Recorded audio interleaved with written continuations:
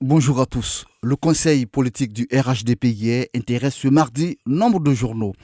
Pour le Patriote, la fumée blanche est enfin sortie avec la nouvelle configuration du RHDP rendue publique hier. Gilbert Kafana Koné, nouveau président du directoire du parti au pouvoir. Robert Begremambe et Kandia Kamara en sont les vice-présidents. Téné Birahima Ouattara, le trésorier général. Koubina Kwasi Adjoumani, le porte-parole, et Adama Bictogo, son secrétaire exécutif.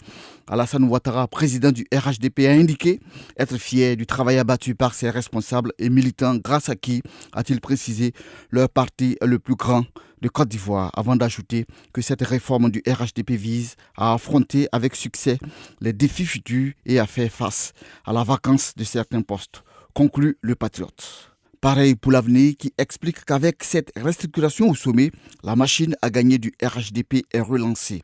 Idem pour le mandat qui écrit qu'à ce conseil politique du RHDP, Ouattara a mis son commando en ordre de bataille. Le quotidien Les Soirs ivoiriens, lui, rappelle les 5 points retenus à ce conseil politique. Le premier est la réactivation du directoire chargé de conseiller le président du RHDP. Le deuxième indique la dissolution de la direction exécutive remplacée par un secrétariat exécutif. Le troisième point est la mission immédiate pour le directoire et le secrétariat exécutif d'initier sans délai la restructuration en profondeur des structures décentralisées de ce parti. Le quatrième est lié au financement du RHDP. Et enfin, le cinquième point porte sur l'importance de poursuivre la dynamisation de ce parti. Le Matin fait de son côté un focus sur le discours du président du RHDP, Alassane Ouattara, à ce conseil politique de ce parti hier, en le publiant in extenso avec en relief ceci à l'attention de ses membres. Je voudrais insister, le RHDP doit être un rassemblement des militants et non des partis politiques, dixit Alassane Ouattara selon Le Matin.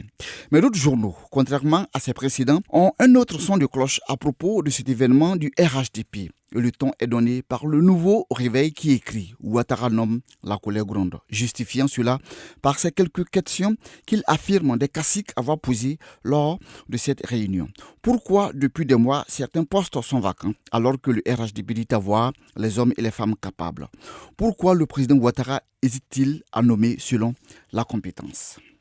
Abondant dans le même sens, Dernière Heure Monde apprend le RHDP a plagié grossièrement le PDCI RDA hier.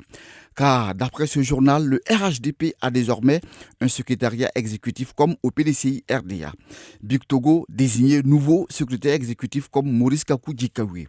Dans le même sens, le panafricain indique que Ouattara réduit le pouvoir de Bictogo avec cette réforme du RHDP. L'actualité dans les journaux concerne aussi la sécurité. Là-dessus, Soir Info, parlant de la situation de sécurité à l'est ivoirien, écrit que entre le village ivoirien de Penda Boroko et Fébi, premier village ghanéen, à une quinzaine de kilomètres de Bondoukou, des hommes armés ont tendu une embuscade au FDS, tuant un policier et blessant grièvement un gendarme et un militaire qui ont été évacués d'urgence à Bondoukou.